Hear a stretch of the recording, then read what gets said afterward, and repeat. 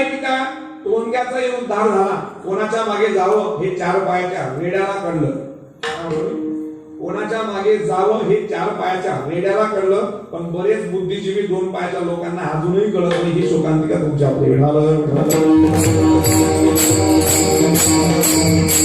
येण्याची पंथे चालू जाता न पडे गुंता कोठे काही. मार्ग दावणी गेले आधी दयानिधी संतते. संतांनी जो मार्ग तुम्हाला दाखवला त्या मार्गावर जर आपण मार्गक्रमण केलं तर तुम्हाला कुठल्याही प्रकारे काळजी करायचं कारण उरत नाही, शिल्लक राहत. उद्धाराया जन उद्धाराया जड उद्धाराया जीव. 3 लोकांचा उद्धार करण्याकरता प्रामुख्याने संत या मृत्यू लोकांमध्ये आला. आणि संत म्हणजे नेमकं संतांचं हृदय म्हणजे देवाच्या हृदयात आणि संतांच्या हृदयात काय भेद आहे त्या भेदाकरता या सिद्धांताकरता एक छोटासा दृष्टांत सांगतो. कळेल पटकन जरा वजन करा. देव आणि संत यांच्यामध्ये काय भेद आहे थोडासा काय भेद. तुम्हाला सांगितलं की भगवान परमात्मा भक्तांना मारतो, दुर्जनांना मारतो, पण संत तसं नाही करत. संत सर्वांना आपलं करतात. हे संतांचं वैभव आहे, ही संतांची वैचारिक प्रगल्भता आहे.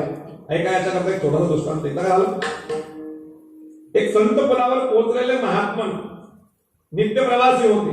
वाटचाल करत असताना त्यांना एक नदी आडवी लागली. नदीतून मार्ग निघायचा होता किंवा काढायचा होता. आता त्यांना पोहता येईना म्हणून त्यांनी त्या पाणथस्त असणाऱ्या त्या नावाड्याला विचारलं की हे नावाडी बाबा मला अलीकडून पलीकडे जायचंय, जरा मदत करशील का. नावाडी म्हणतो काही हरकत नाही, मी तुझी मदत करेन बाबा, बस या नावेत. पण 2-4-5 गिरायका अजून जमू दे, कारण तुम्ही संत लोक आहे, तुमच्याकडे फेटा आणि उपळणं याच्याशिवाय काही नसतं आम्हाला माहिती. पण मला तुमच्याकडनं काही अपेक्षा नाही. 2-4-5 गिराईक घेऊ देत, मग तुम्हाला अलीकडून पलीकडे नेतो. तो महात्मा म्हटलं ठीक आहे, हरकत नाही. महात्म्याचं चिंतन सुरू झालं. श्रीकृष्ण गोविंद हरे मुरारी ये नाथ नारायण वासुदेव. भगवंताचं चिंतन महात्म्याचं चाललंय. इतक्यामध्ये 10 टवाळ फोर फोडत अलीकडून पलीकडे जाण्याकरता त्या नावेमध्ये येऊन बसलो. त्या नावेमध्ये ते मुलं आली, ते टवाळ फोर पोरं होते, त्या नावेमध्ये ते बसले. त्या नावेमध्ये बसलेल्या त्या महात्म्याकडे त्या पोरांनी पाहिलं आणि त्या पोरांना त्या महात्म्याकडे पाहून टिंगल टवाळी सुचली आणि त्या महात्म्याबद्दल अभद्र वाक्य त्यांच्या मुखातून बाहेर पडली. अभद्र वाक्य त्या महात्म्याबद्दल बोलत असताना महात्म्याला तीळ मात्र देखील राग आला नाही, संताप आला नाही. ऐकून न ऐकल्यागत महात्म्यानं केलं आणि दुर्लक्ष केलं. महात्म्यानं मुलांना दुर्लक्षित केल्यामुळे त्या मुलांना सुरक्षितता जाणवली. त्यांना वाटलं महात्मा आपल्याला काही बोलत नाही.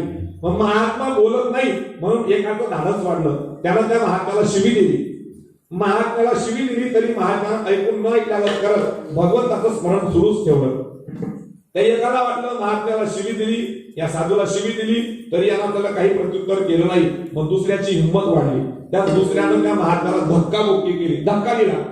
त्या महात्म्याला धक्का देऊन पाहिला तरी महात्मा एका वाक्यानं अभद्र बोलला. रागावला नाही हो महात्मा. नाव चालली, नाव ओलवते, तितक्यात हे पोरं टवाळी करतायत. एकानं धक्का दिला तरी महात्मा काही बोलत नाही. मग एकानं त्या महात्म्याच्या डोक्याचा फेटा उचलला, नदीत फेकून दिला तरी महात्मा काही बोलत नाही. महात्मा अजून बोलत नाही. मग एकानं त्या महात्म्याला अजून बुक्का हाणला तरी महात्मा बोलत नाही. एकानं चपराक हाणून दिली हो. आता सहनशीलतेचा अंत झाला तरी महात्मा एक शब्द बोलला.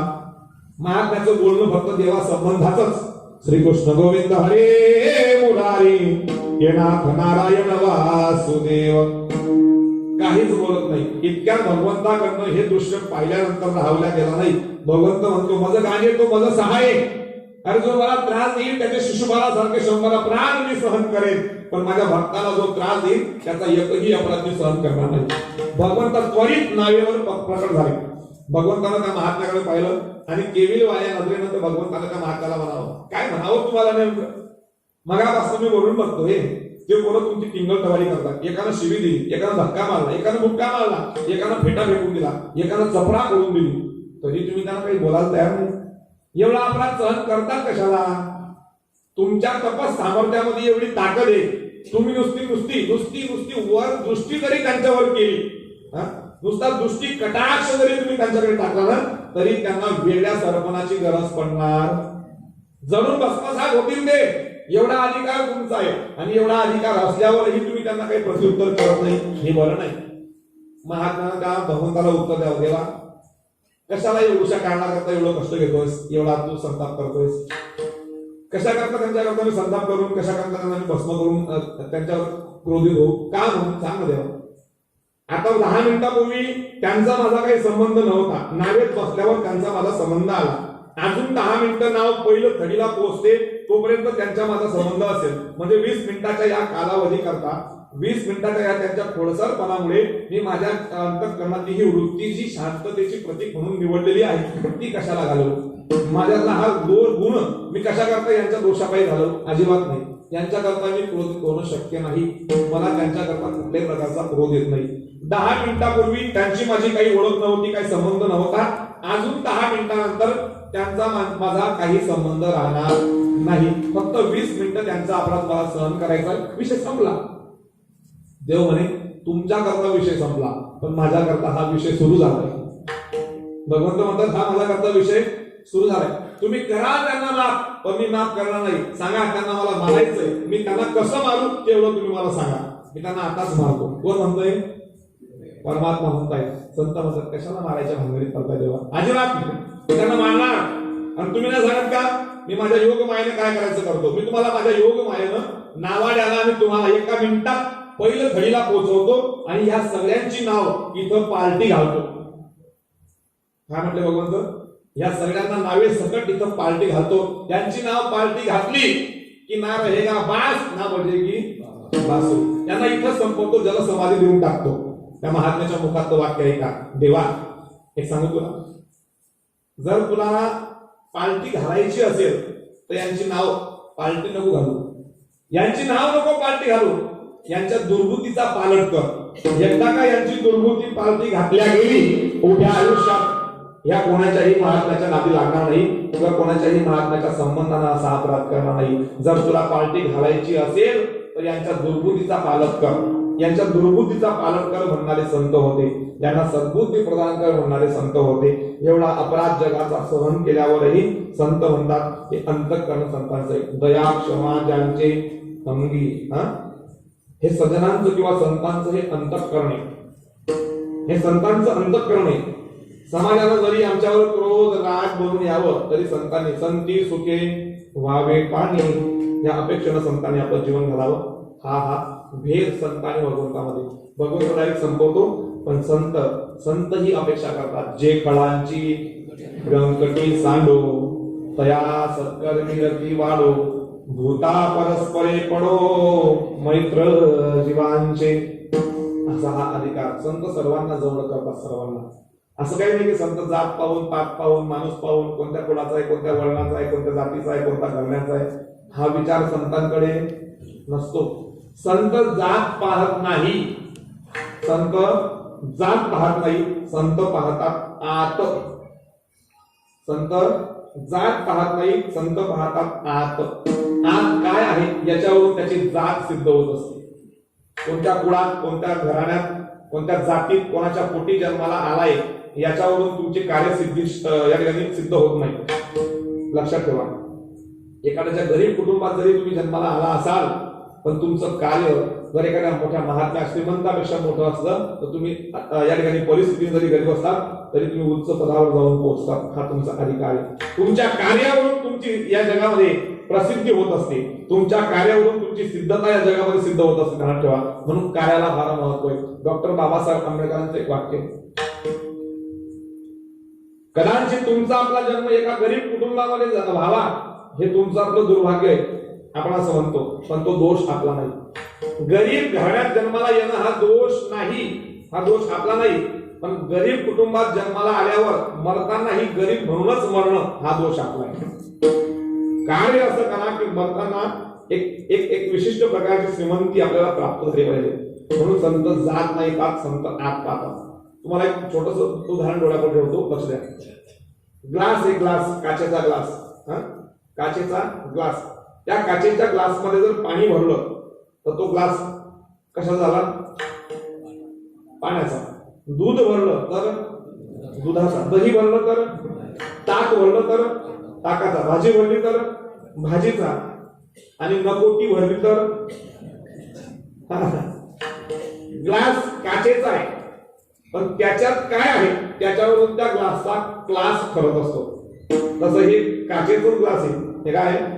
हा ग्लासही काचेचा आहे, हा ग्लास कधी फुटेल काय भरोसा, क्या भरोसा है इस जिंदगी का, साथ देती नहीं हो किसी का, सांगता येत नाही, न जाणो कोण दिवस येईल कैसा, काय या देहाचा भरोसा, काही भरोसा नाही. हा काचेचा ग्लास आहे, या ग्लास मध्ये आत काय आहे, हा व्यभिचारी आहे का विचारी आहे, हा धर्मपरायण आहे का अधर्माशी वागणारा आहे, याच्यामध्ये असणारी आत तत्व जे शिल्लक आहे ती आत असणारी तत्व या ग्लासचा क्लास ठरवत असतात. ध्यानात ठेवा. म्हणून संत जात नाही, याची पुढे माझे गेले हरपोणी श्रीरंगा वाजवणी आणून असे अधिकार संपन्न संत, संतांबद्दल बरंच काही बोलण्यासारखं आहे. असे अधिकार संपन्न संत, या संतांच्या चरणाची रज जरी तुम्हाला आपल्याला प्राप्त झाली तर त्याचा परिणाम काय होतो, अभंगाचं पहिलं संत चरण रज लागता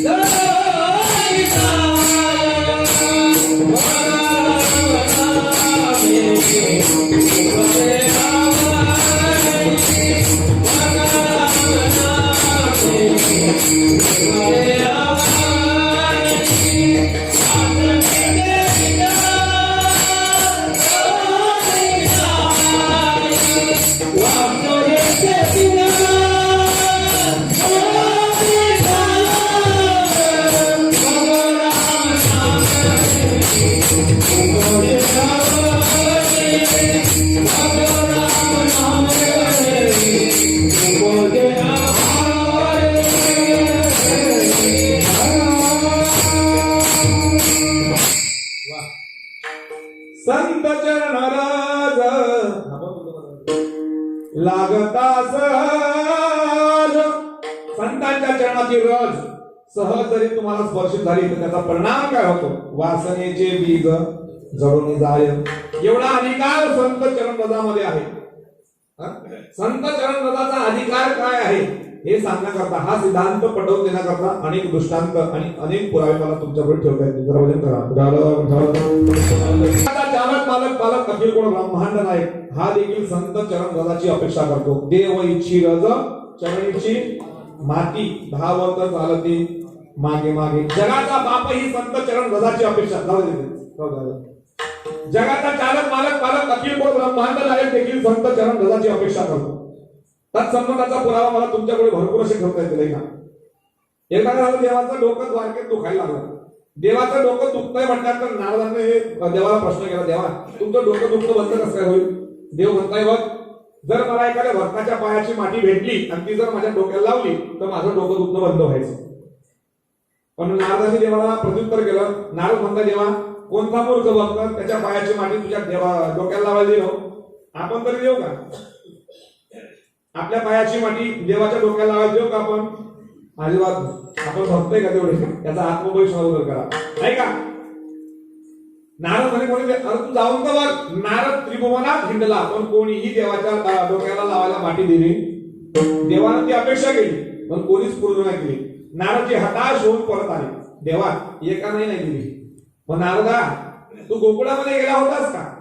देवा गोकुळात कोणते संत आहेत, गोपी रूपी संत आहेत ना, त्या संतांच्या पायाची माती आहे त्याही नाही देणार. देवा जाऊन तर बघ. नारदजी आले गोकुळामध्ये. गोकुळामध्ये नारदजी आल्यानंतर सगळ्याच गोपीला भर भर भर जमल्या. नारदजी काय झालं, काही देवाचा निरोप म्हटलं, आहे देवाचा निरोप. काय म्हणताय आमचे देव, काय ना देवाचं डोकं दुखतंय. मग तुम्ही इकडे काय आले, तिकडे वैद्याला घेऊन जा की. वैद्याला तुमच्या देवाचं डोकं दुखणं बंद होणार नाही. देवाचं डोकं दुखणं बंद व्हायचं असेल तर देवाचं म्हणणं आहे, माझ्या भक्तांच्या पायाची माती, गोपिकांच्या पायाची माती, मृत्तिका, धूळ तेवढी जमा करून आणा आणि माझ्या डोक्याला लावा, माझं डोकं दुखणं बंद व्हायचं. नारदजी एवढं वाक्य पूर्ण करत नाही तोपर्यंत प्रत्येक गोपिकेनं आपापल्या पायाखालची माती जमा केली, एका गोंटीत गोणीत पॅक केली, तिला गाठ मारली, नारदजींच्या डोक्यावर ठेवून दिली, निघाला. नारद म्हणे, येड्या झाला का तुम्ही? देवाच्या डोक्याला लावायला तुमच्या पायाची माती देताय, तुम्हाला कळतंय का याचा परिणाम काय व्हायचा? काय होणार त्याचा परिणाम? असा होणार तुम्हाला 28 नरकात जावं लागेल. तुमच्या पायाची माती देवाच्या डोक्याला लावायची म्हटल्यावर गोपिकांचं गोड उत्तर आहे का? गोपिका म्हणतात, नारदा, कदाचित आमच्या पायाच्या मातीनं देवाचं डोकं दुखणं जर बंद होत असेल तर आणि 28 नाही 100 नरकात जायलाही तयार आहे. हा अधिकार संतांचा. देवाचं डोकं दुखणं बंद झालं, देवानंही संत चरण रजाची अपेक्षा करावी आणि संत चरण रजानं देहातील वासना बीजा सकट जळावी. कितपत योग्य आहे याच्याकरता भरपूर पुरावे मला तुमच्याकडे ठेवता येतील. एक भागवतातला पुरावा ठेवतो, पुढे सांगतो, वजन करा. भागवतामध्ये एक कथा अशी येते, एक घटना, एक खोडी अशी येते. भगवंतानं रांगता रांगता त्या कोकणातली माती उचलली आणि पोटात टाकली होती. खरं आहे ना? ती खोडी आपण काल्याच्या कीर्तनामध्येही ऐकतो. त्या पेंगानं म्हणावं, आई ह्या देवानं माती खाली, आणि देवानं म्हणावं, आई गाई नाही खादली म्या माती, बलिराम दादा, बलिराम दादा. बलिराम दादा खोटं बोलितो, आण घेतो माझ्यावर. जाऊ विस्ताराचा विषय. देवानं माती का खाल्ली? तसं पाहायला गेलं, देवी भागवत नावाचा ग्रंथ प्रथम स्कंदामध्ये पूर्वार्धामध्ये चिंतन करतो की माती खाण्याकरता निषिद्ध आहे. काय निषिद्ध आहे? त्याच्या मागचं कारण असं आहे, देवानं मधु आणि कैटभ नावाचे दैत्य ज्यावेळेस मारले, त्या मधु कैटभाचे मांस, त्या मांसानं सबंध पृथ्वी या ठिकाणी मिश्रित झाली. त्या मांसानं खच पडला आणि तो सबंध पृथ्वीवर त्यांच्या मांसाचा खच पडला आणि त्यांच्या मांसानं मिश्रित झालेली ही पृथ्वी, तिचं त्या दिवशी एक नामकरण झालं मेदिनी. त्या मांसाला काय म्हणतात? मेदिनी. म्हणून देवानं त्या दिवशी जाहीर केलं की इथून पुढे ही धरणी किंवा ही माती खाण्यास योग्य.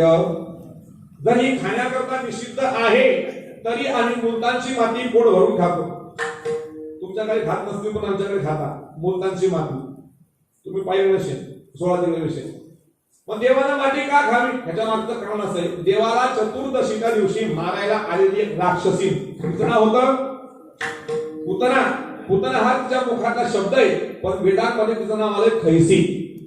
झालं काय की देवाला मारण्याकरता आली. विस्ताराचा विषय सगळ्यांना माहिती, लांबून सांगत नाही, इन शॉर्ट करून सांगतो. ती देवाला मारण्याकरता आली, तिनं स्तनामध्ये विष भरून आणलं होतं. देवानं डोळे बंद केले. देवानं डोळे का बंद केले याची 21 कारणं भागवत सांगतो.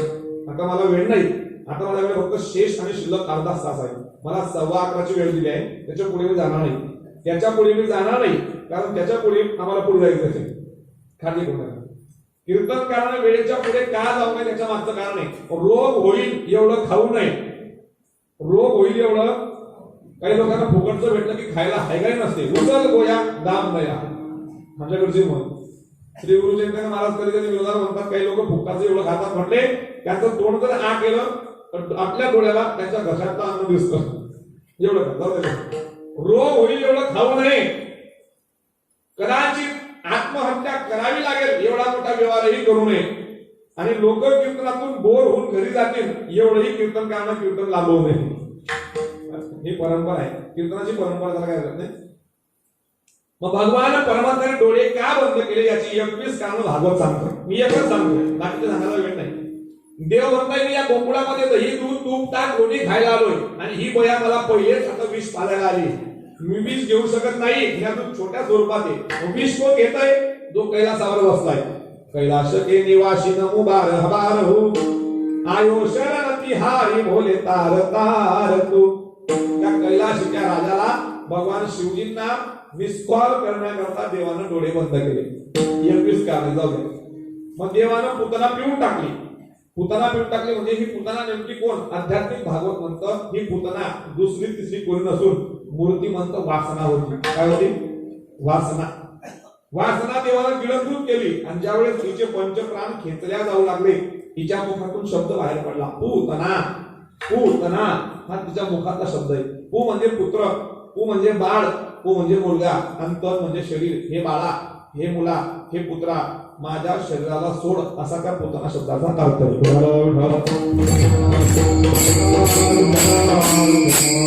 देवानं ती वासना गिळंतून केली, गिळून टाकली आणि ती वासना देवाच्या पोटामध्ये ज्वालामुखीच्या उद्रेकाप्रमाणे खळबळ करायला लागली. उद्धवाला देवानं विचारावं, उद्धवा काय करू, वासना तर गिळून टाकली, तिला बाहेर टाकता येईना आणि आत ठेवता येईना. उद्धव म्हणे जाळून टाका, जाळून. देव म्हणे एवढी सोपी का, पोटात जागणी. उद्धवानं सांगावं, देवा या अवतारात तुमचं आपलं ठीक आहे, अजून 5000 वर्षानंतर आपल्या दोघांना अवतार घ्यायचा आहे. तुम्ही व्हाल विठोबा, मी होईल तुकोबा. माझ्या गाठात मी प्रमाण टाकायचो, टाकणारे संत चरण रज लागता सहज वासनेचे बीज जडून जाय. ही संत चरण रजाची अधिकार महती की त्यांच्या चरण रजानं वासना बिजा सकट जळते. देवाच्या ध्यानी आलं.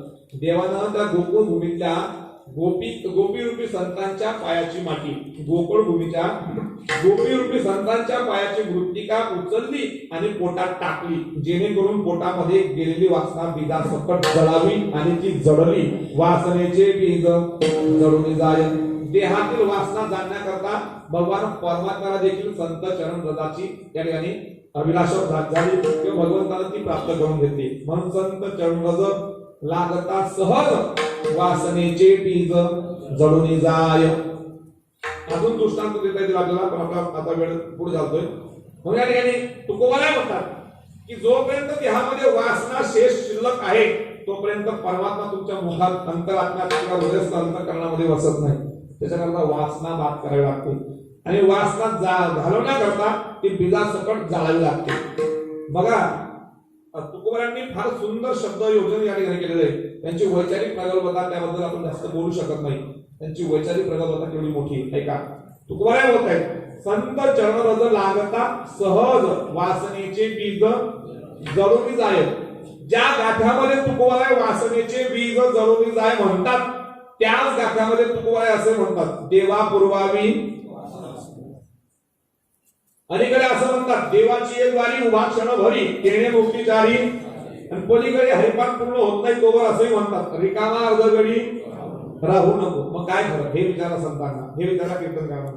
ऐका, देवा पूर्वावी वासना म्हणणारेही तुकोबारायच आणि वासना जळावी हे म्हणणारेही तुकोबारायच. ऐका, वासनेचे दोन स्वरूप असतात, एक शुद्ध वासना आणि एक अशुद्ध वासना. अशुद्ध वासना जे जन्म मरणाला कारणीभूत ठरते, जन्म घेणे लागे वासनेच्या संगे तेची झाले अंगे हरिरूप, ही झाली अशुद्ध वासना की जी जन्माला आणि मृत्यूला कारणीभूत ठरते. म्हणून ही वासना जळावी हा आग्रह तुकोबारायांचा आहे. पण शुद्ध वासना तुमचं आपलं जन्म मरण संपवते. ज्या वासनेची मागणी तुकोबाराय करतात ती कोणती वासना आहे, देव वसे चित्ती त्याची घडावी संगती ऐसे आवडते मना देवा पूर्वावी वासना. ही वासना पूर्वा जी शुद्ध आहे, जी जन्मावरण संपवते, आणि ही वासना जाळून बिजा सकट समाप्त करा जी जन्म मरणाला कारणीभूत आहे. म्हणून तुम्हाला बोलताना म्हणतात की संत चरण रज लागता सहज वासनेचे बीज जळून जाय. बीज जळावं असा आग्रह काय, त्याच्या मागचं कारण आहे, एकदा का बीज जळालं मग ते उगवत, त्याची उगवण शक्ती संपते. बीज भाजवणी केली, त्याच्या मागची कारणिक मीमांसाची. काल्याकरता दही आणि लाहीच का लागतं, त्याच्या मागची कारणिक मीमांसा सांगताना संत असे म्हणतात, काल्यामध्ये दही आणि लाही. घटाकाशामध्ये 5 तत्वांनी युक्त असणारा हा घटाकाश, याच्यामध्ये दही आणि लाही कशा प्रकारे. दही म्हणजे घनरूप परमात्मा आणि लाह्या म्हणजे अनेक रूप जीव. एकोहम बहुश्यामी देव नटला नाना परी. घनरूप दही, दयासारखाच परमात्मा मृदू आणि अतिशय मऊ लोण्यासारखा तो आहे, म्हणून तिथं लोणी. आणि लाया या तुमच्या आपल्या स्वरूपात जीवात्म्याच्या, या जीवात्म्याच्या दर्शनामध्ये आहे. ऐका, किंवा या जीवात्म्याचं स्वरूप या लाया आहे. कशा प्रकारे ऐका, लाही बनते कशी, लाही दादरचं बीज तव्यावर भाजलं की त्याची लाही बनते, तशी तुमची आपली लाही बनावी. जोपर्यंत ही लाही बनत नाही तोपर्यंत परमात्मरूपी स्वरूपात ती एकत्रित होत नाही, ती मिश्रित होत नाही. पण याची लाही बनते कशी ऐका, भक्तिरूपी तव्यावर एकदा काय साधक रूपी बीजाचं भाजकीकरण झालं मग त्याचं भक्तरूपी लाही तयार होत असते. आणि एकदा का हा जीव या भक्तिरूपी तळावर भाजल्या गेला, मग हा साधक किंवा भक्त स्वरूपात त्याची लाही बनते. आणि का भक्त स्वरूपात त्याची लाही बनली की परमात्मा स्वरूपाच्या देहात एकत्रित होते आणि तो तत्पश्चात जाऊन या जीवाचा खऱ्या अर्थानं काला होतो. तुम्हाला म्हणताय की हे देवा, माझ्या देहातून वासना बिजा सकट जळावी अशी अपेक्षा आहे. म्हणून संत चरणरज लागता सहज वासनेचे बीज जळून जाय. एकदा का वासना बिजा सकट जळाली, मग त्याचा परिणाम काय? अभंगाचं दुसरं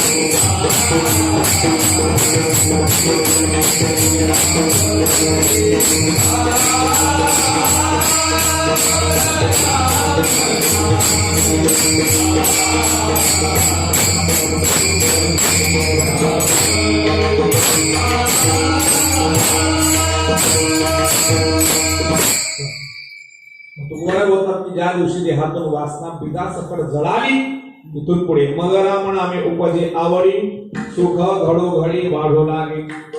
मग हा परमात्मा आवडीनं आपल्या मुखामध्ये येतो. बघा, देवाला हाच एक प्रकार आवडतो की ह्या जीवनात करावं काय, ज्याच्याकरता देवानं इथं तुम्हाला पाठवलं. दिवस रात्र परमात्म्याचं चिंतन करून भगवान परमात्म्याची प्राप्ती करणं हे आपलं इष्ट उद्देश आहे, हे आपलं प्रधान उद्देश आहे. पण आपण ते मागे टाकून संसार करतो आणि आपण इष्ट आणि प्रधान असणाऱ्या उद्योगाला मुकतो आणि त्याच्यामध्ये फेऱ्यात सापडतो, नाही का?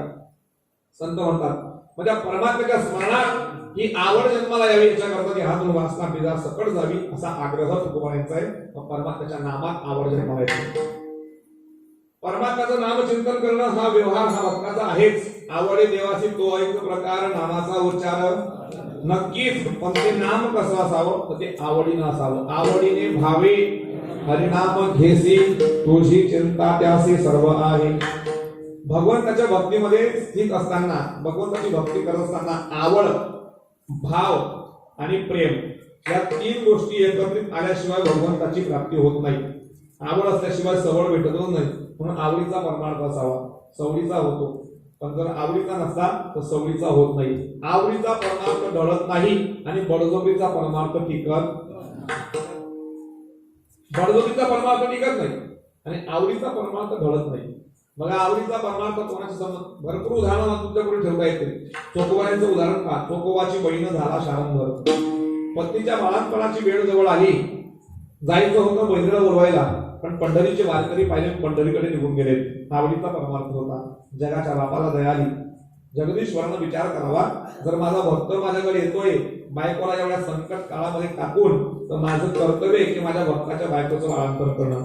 देवानं एवढ्या कनिष्ठ दर्जाचं कार्य देखील स्वतःच्या हस्तानं करावं ही भगवंताची ईश्वरीय कृपा आहे. चोखोबाची बहीण झाला शारंगर, वहिनी उघडादार. हा आवडीचा परमार्थ आहे. आवडीचा परमार्थ ढळत नाही आणि बळजबरीचा परमार्थ टिकत नाही. काही लोकांच्या बळजबरीच्या वाऱ्या नुसत्या बळजबरीच्या, चाललंय म्हणून चाललंय, करायचंय म्हणून करायचंय. काही लोकांना बळजबरीने होत नाही परमार्थ, शोकांतिक आहे. काही ना कधी म्हटलं चला हो वारीला पंढरीला, ते म्हणता महाराज काय खरंय कोरोनाचं, वारीला जाऊन कोरोना घरी घेऊन येऊ का आम्ही? अरे तू वारीला गेला म्हणजे कोरोना होतो असं आहे का? आणि घरी जायला होत नाही का? होतो नाही असं. काही लोक म्हणतात महाराज आपण ठरलंय जोपर्यंत पांडुरंग परमात्म्याचं बोलवणं येत नाही तोपर्यंत आपण पंढरपूरला पाय ठेवणार. मी म्हणतो पठ्या, तो तुला बोलवण्या एवढा तू मोठा नाही. तुला तुझ्या उभ्या आयुष्यात तुझ्या गायानं फोन करून बोलवलं नाही. तो पांडुरंग परमात्मा बोलवेल का तुला? पण ध्यानात ठेव, ज्या दिवशी तुला त्याच्या घरचं बोलवणं येईल त्या दिवशी तुझ्या घरापुढे गर्दी जमा केल्याशिवाय तो राहणार नाही. त्याच्या अगोदर करावी तातडी परमार्थाची. ही वाट सारा परमात्म्याकडे, हे इंद्रिय परमात्म्याने त्याच्याच करता दिली. डोळे तुम्ही घ्या रे सुख, पहा विठोबाचे मुख, तुम्ही ऐकाजी कान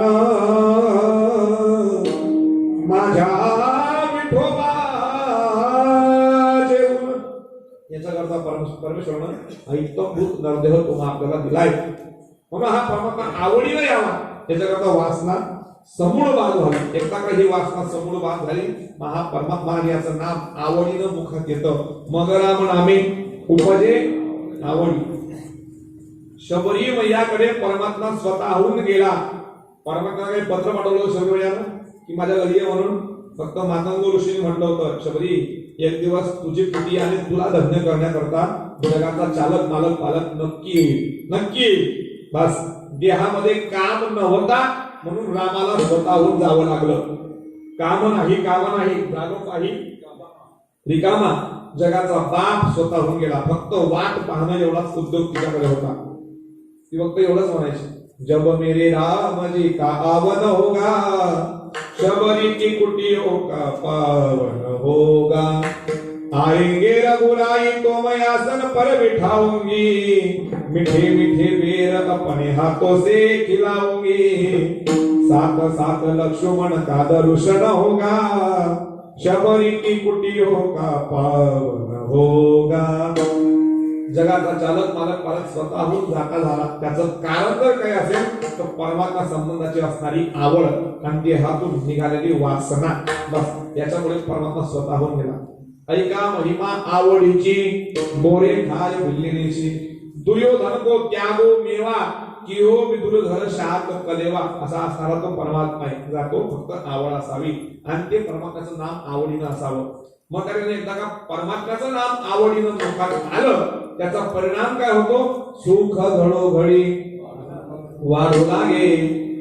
बघा, प्रत्येक क्षणाला सुख वाढतं असं तुकोबारायांचं बोलणं आहे. पण ज्या संसारात तुम्ही आपण जीवन जगतोय त्या संसारात सुख आणि दुःख यांचं जर तोलमाप करायचं म्हटलं तर सुख पाहता जवा पाडे आणि दुःख मात्र. मला तुम्ही बसल्यापैकी सगळ्यांना प्रश्न करायचा, इमानदारीने सांगा, तुम्ही सुखी आहात का दुःखी आहात? तुम्ही बसले सगळे सुखी का दुःखी? तुम्ही कीर्तनात एवढं टेन्शन घेतलंय जसं काय अख्ख्या भारताचं कर्ज तुमच्याच डोक्यावर आहे. जो देखे सो दुखिया बाबा, सुखिया कोई नहीं, राजा दुखिया प्रजा दुखिया, दुखिया घर बैरागी रे, दुख सुख के कारण श्री शुकदेवने उदरी माया त्यागी रे जो देखे सो दुखिया बाबा थोडे थोडे सब दुखी हा?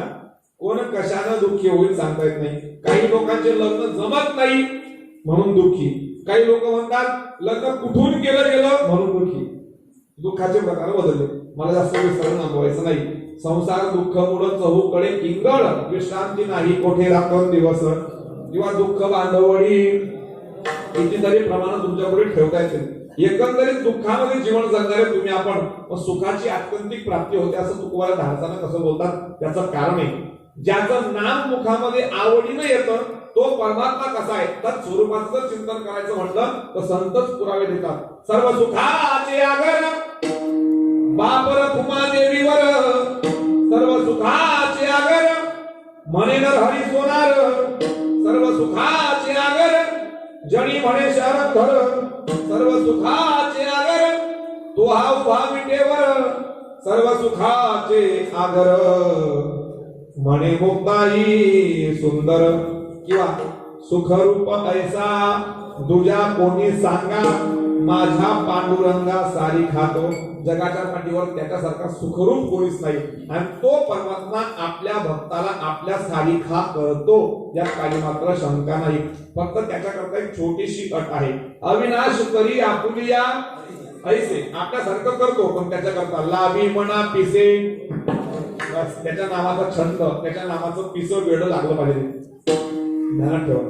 एक सांगायचं मला तुम्हाला संतांना वेळ लागलं भगवंताच्या नामाचं, सैनिकांना वेळ लागलं देशाच्या रक्षणाचं आणि माझ्या छत्रपती शिवरायांना आणि मावळ्यांना वेळ लागलं होतं स्वराज्य निर्मितीचं आणि आज आमच्या तरुणाईला वेळ लागलं आरशी आणि परशाचं. शोकांतिक 16 वर्षाची आरची आणि 20 वर्षाचा परशा या हलकटांचा आदर्श घेण्यापेक्षा वयाच्या 16व्या वर्षी एक मे द्वितीय ग्रंथ न भूतो न भविष्यती सार्थ ज्ञानेश्वरी जगापुढे ज्यांनी प्रकट केला त्या ज्ञानोबारायांचा आदर्श घ्या. आमचं कल्याण झाल्याशिवाय राहणार नाही.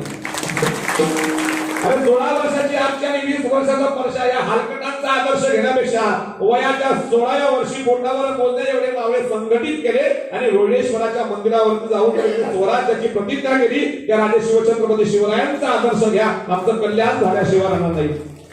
आणि राजांना आठवतो केव्हा 19 फेब्रुवारी येऊ द्या तेव्हा 19 फेब्रुवारी आली की आमच्या रोमात राजे शिवतात. ग्रामपंचायत मधला फोटो आम्ही अंगात काढतो त्याला मस्तकावर घेतो डोक्यावर घेतो आणि गल्ली मुळात नाचतो. नाचू नका असं म्हणणार नाही. जयंती काढू नका असं म्हणणार नाही. माझी छोटीशी अट विनंती एवढीच आहे. छत्रपती शिवरायांची मूर्ती छत्रपती शिवरायांची प्रतिमा डोक्यावर घेऊन नाचण्यापेक्षा छत्रपती शिवरायांची मूर्ती छत्रपती शिवरायांची प्रतिमा डोक्यावर घेऊन नाचण्यापेक्षा छत्रपती शिवरायांचे विचार डोक्यात घाला आणि नाचा मग आपलं कल्याण होईल. कारण की विचारांची गरज आहे आज महाराष्ट्राला. घासल्याशिवाय पर्याय नाही महाराष्ट्राच्या तलवाराच्या पाठीला घासल्याशिवाय पर्याय नाही तलवाराच्या पाठीला आणि माझ्या महाराजांच्या विचारांशिवाय पर्याय नाही ह्या महाराष्ट्राच्या मातीला. जोपर्यंत माझ्या महाराजांचा विचार प्रत्येकाच्या अंगीभूत होत नाही तोपर्यंत कुठल्याही प्रकारचं कार्य सिद्धीस जाणं शक्य नाही. विचारांची जळणघळण महत्वाची जी आमच्या राजांनी प्रत्येकाच्या अंतःकरणात उतरवली. 18 पगड जातीचे लोक होते राजांच्या संघटनेमध्ये. छत्रपती शिवरायांच्या संघटनेमध्ये 18 पगड जातीचे लोक होते पण एकही फुटीरवादी नव्हता. हे वैभव त्यांच्या संघटनेचं होतं. हे वैभव त्यांच्या विचारांचं होतं. लाख मेले तरी चालतील पण लाखांचा पोशिंदा जगला पाहिजे असं म्हणण्याकरता किंवा म्हणून घेण्याकरता राजांनी काही जनतेला आणि मावळ्यांना पार्ट्या दिल्या नव्हत्या. बाटल्या वाटल्या नव्हत्या. फक्त आणि फक्त त्याग ही समर्पणाची भूमिका हृदयस्थ अंतःकरणामध्ये जीवनभर तेवढ ठेवली होती. आठवा त्या प्रतापगडाचा रणसंग्राम शाहिरानं गोड चिंतन केलंय. प्रतापगडच्या पायथ्याशी ठाण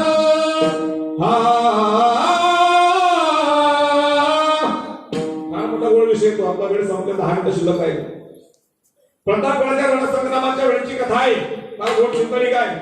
छत्रपती शिवरायांनी जवळजवळ 2 वर्षाचं हे पीक प्लॅनिंग केलं होतं.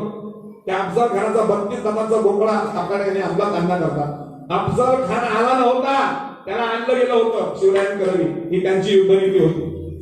ज्यावेळेस तो अफजल खान प्रतापगडाच्या पायथ्याकडे वळतोय ना त्यावेळेस तिकडे दुःखद घटना घडली स्वराज्यामध्ये. आईसाहेब सईबाईंचं निधन झालं. 2 वर्षाचा शंभू संभाजी राजे पोरके झाले. ध्यानात ठेवा.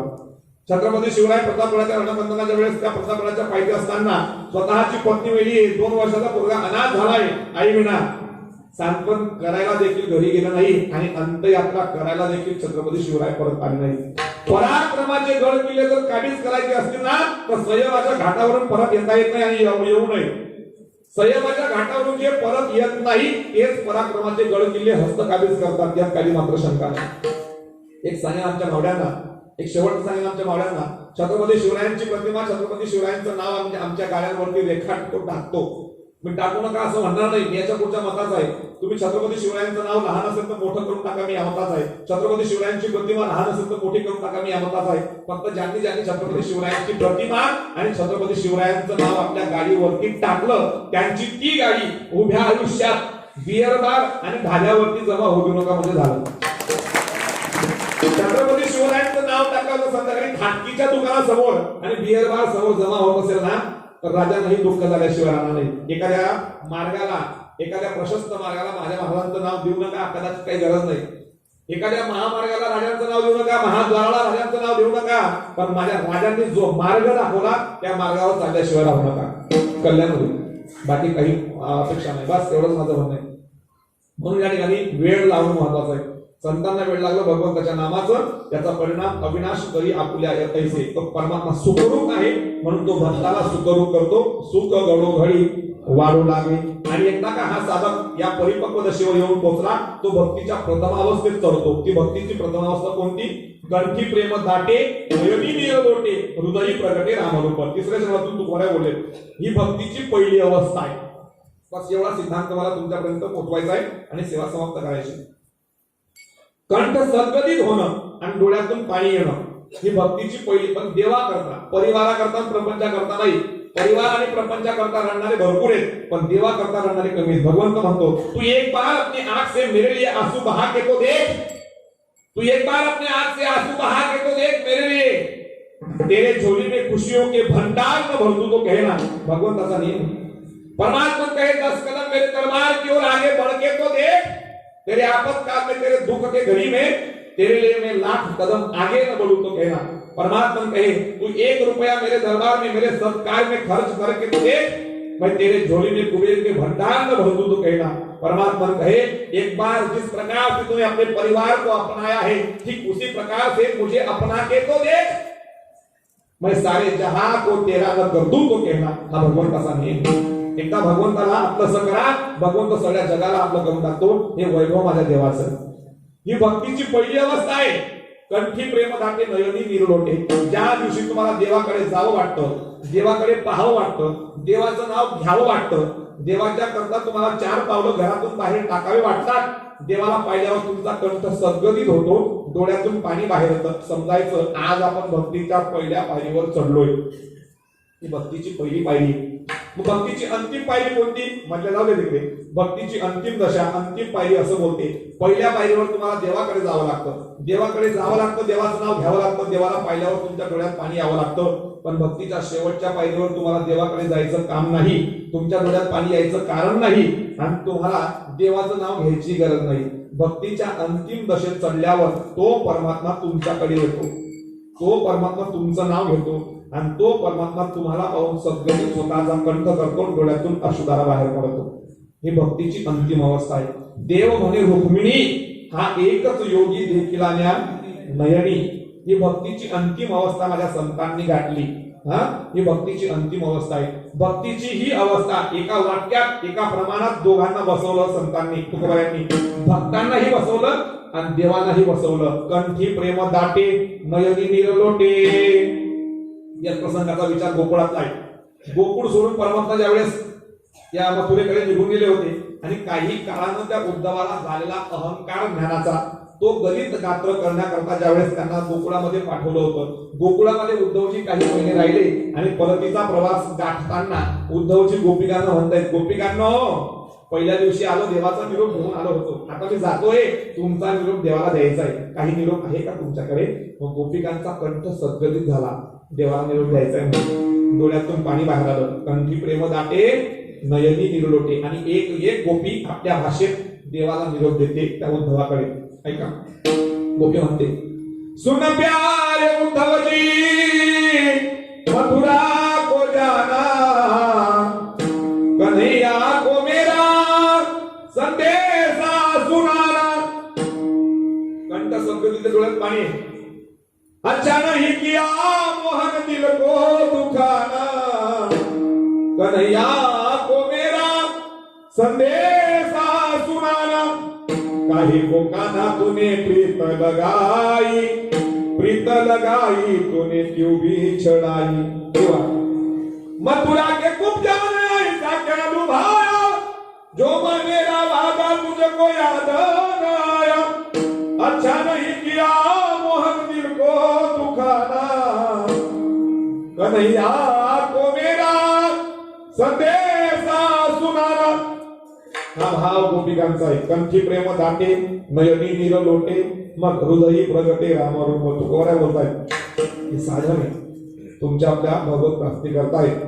पण कसं आहे त्या साधनाची परिपक्व दशा तुकोबरा म्हणतात अभंगाच्या शेवटच्या चरणात. तुका म्हणे साधव सोवा भगवते, तुका म्हणे साधव सोवा भगवते,